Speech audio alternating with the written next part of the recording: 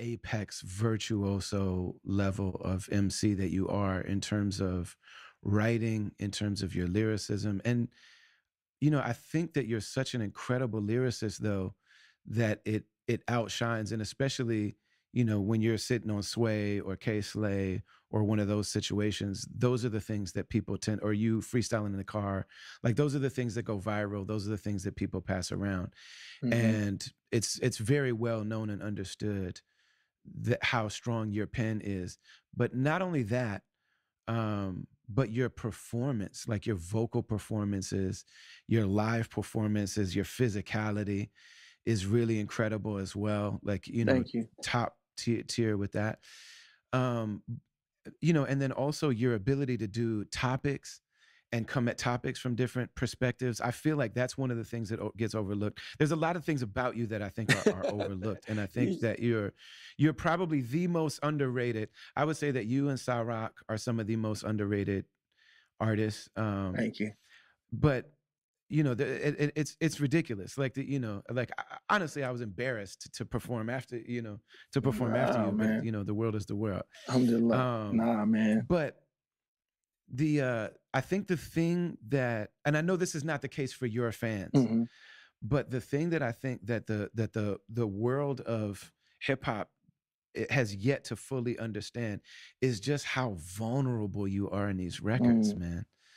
Like your level of the generosity that you have in giving from your spirit, as a man, as an artist, for somebody who in one moment is larger than life, to give as much as you do and to be as vulnerable and as human as you are in your records. How did you develop that specific element? Because that's not a very common thing in music in general, but particularly in hip hop. And there's not a lot of there's not a lot of people that can battle Mr. Fab and then also pour their tell their secrets on a record. Like, how did you develop that particular skill? Oh yeah, man. Yeah, shout out to Mr. Fab. That's my brother. I think that just comes with maturity. I wasn't necessarily like that, when I first was starting off. But I think just as you get older, as you mature, hopefully you gain some wisdom. And it's like I just always love records. Like I love the rap stuff. I love being able to just dismantle and do things lyrically and play with words. Like I love that. But my favorite type of records, or the records that mean the most to me, are when there are records that you can just relate to on a personal level. So that I always like identify, like, and if you could do it in a lyrical dope way too. So that was always like, even when I got into rap and I fell in love with just the art form of rap. But I always want to say, like, yo, how can I learn how to get a message across? Like, that's something I always wanted to learn when I first started rapping. Like, when I first started rapping, I just wanted to be dope, like I'm this and I'm that and I da da da da da.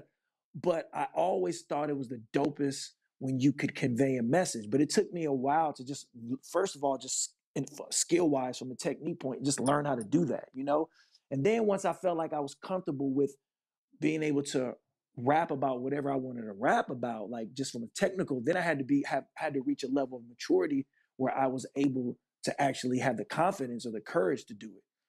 And I can say this in retrospect, but I wasn't necessarily thinking that at the time. But one song in particular that I performed the other night, the hardest song ever. I wrote that song. I came up with that song. For those that don't know, like, that's a song me talking about, like, detailing or speaking upon my personal experience with, as a child dealing with sexual abuse. And it came out of a point because, from a personal standpoint, I was just, as a grown man, I was just having these severe anxiety, not asthma, anxiety attacks. And if anybody who's had anxiety dealt with that, it's like, yo, this comes out of nowhere. And for my just spiritual upbringing, my family, I was able to recognize it and be like, yo, you're having these anxiety attacks. What's going on? And then it just kind of, I don't know, I just had to do some self-reflecting. And then it just kind of made me go back deep into realizing traumas that I had from the past, you know, that I didn't really, that I had buried, that I basically forgot about, but I knew it was kind of there. And then it just, and I had, you know, I spoke with some people, I got some counseling, and I looked at it from Islamic standpoint, you know, like learning about these, you know, about anxiety, uh, in general and in particular, and then how to deal with it. And then I don't know. Once I kind of like went through that, understand it, it was just natural for me to, I want to make a record about this. You know, I want to speak on this, and so it just kind of came about that way. And then I guess that was, but even then I was kind of inching towards that, making songs about relationships. Like I didn't want to just be like every song, like I'm the best rapper in the world. You know what I mean? Like I want to have some songs where it's like, I'm talking about where I grew up from. I'm talking about my parents and my upbringing and what it's like dealing with that. And then, well, if I'm going to talk about all this real stuff, I can't leave out one of the most, significant, things that happened in my life. Like it's gonna naturally come out. So it just kind of naturally came out with maturity, I believe.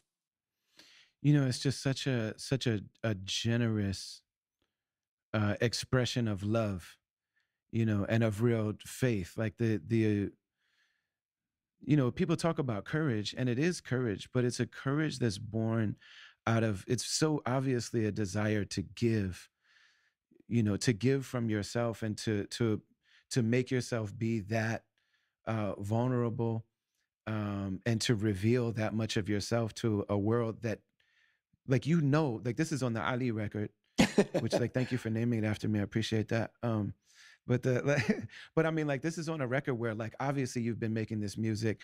Obviously, outside of our Mm-hmm. cohort of people that follow incredible lyricism, you know, the world is not giving you what you deserve, and you still dig deep in that way to give, like, after Thank you. creating all of these incredible records, to give that to the people who hear it and maybe have these experiences that they haven't even allowed themselves. You talk in the record about, like, the fact that, Mm-hmm. like, I forgot these things happened in my life.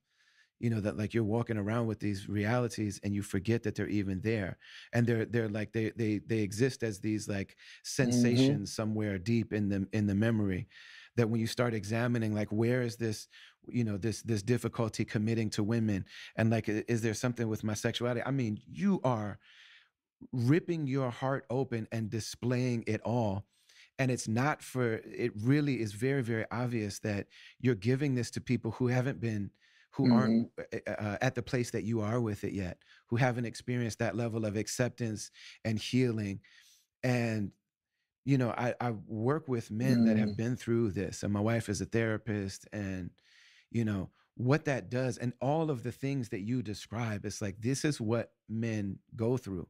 This is what men experience on into life until the moment that they're able to really sit with what is. You know what I mean? And for most people, like I said, you know, the reason, part of the reason why people need each other so much is, like, that ability to give each other permission to be like, yo, it's okay. Mm-hmm. Yeah. You know what I'm saying? Like, these things happen, and it's not a reflection on you. This is an experience that you had, and also to give just to give that modeling that healing is possible. Mm-hmm. Like, not only is there nothing wrong with you that this happened to you, but, like, you can actually hear from another man that Mm-hmm. you're somebody we already look up to, Mm-hmm. that, like, it's possible to heal. And so, just, man, you're the generosity of spirit and of heart and conviction for you to give that to the world. And I wasn't sure if you would perform it or not. I was kind of hoping that you would, but I also wouldn't fault you if you didn't. Um, but the other night, you know, I'm sitting there, and there's a door in between the venue and where I was, and I heard the music Mm-hmm. start, and I'm like, oh man, Mm-hmm. this is about to be a moment. So even the fact that you perform it live, like, man, I just have to say, man, I that's something that I profoundly respect, you know, even beyond the Thank you, lyricism and the brother. story writing and all of that other stuff. Yeah.